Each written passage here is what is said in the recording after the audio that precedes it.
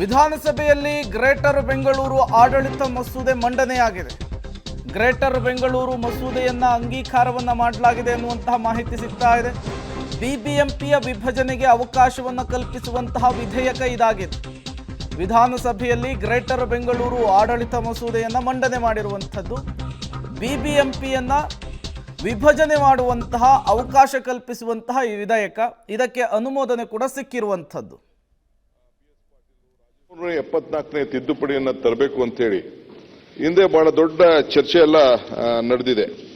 Effective urbanisation ಮಾಡಬೇಕು ಅಂತೇಳಿ, ಗವರ್ನೆನ್ಸ್ನ ಬಹಳ ಆಡಳಿತ ಉತ್ತಮವಾಗಿ ಇಡಬೇಕು ಅಂತೇಳಿ.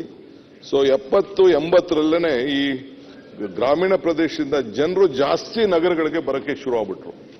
ಇವತ್ತು 39% ಆಫ್ ದಿ ಪಾಪ್ಯುಲೇಷನ್ ಬೆಂಗಳೂರು ನಗರ ಮತ್ತು ಎಲ್ಲ ಸಿಟಿಗಳಲ್ಲಿ, ಮೈಸೂರು ಸಿಟಿ ಆಗಿರ್ಬೋದು, ಎಲ್ಲ ಸಿಟಿಲೂ ನಮ್ಮ ರಾಜ್ಯದ ಪಾಪ್ಯುಲೇಷನ್ ಅಲ್ಲಿ 39% ಎರಡಕ್ಕೆ ಬರ್ತಾ ಇದ್ದಾರೆ. ಇಲ್ಲ ಎಜುಕೇಶನ್ ಬರ್ತಾ ಇದ್ದಾರೆ, ಇಲ್ಲ ಎಂಪ್ಲಾಯ್ಮೆಂಟ್ ಬರ್ತಾ ಇದ್ದಾರೆ, ಇಲ್ಲ ಬೆಟರ್ ಲೈಫ್ ಆಫ್ ಲಿವಿಂಗ್ಗೋಸ್ಕರ ಬರ್ತಾ ಇದ್ದಾರೆ. ಇದನ್ನ ತಡಿಬೇಕು.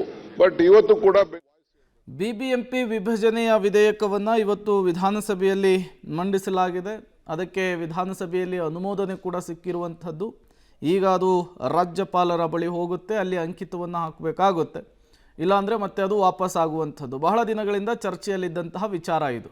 ಗ್ರೇಟರ್ ಬೆಂಗಳೂರು ಆಡಳಿತ ಮಸೂದೆಯ ಮಂಡನೆ ಆಗಿದೆ.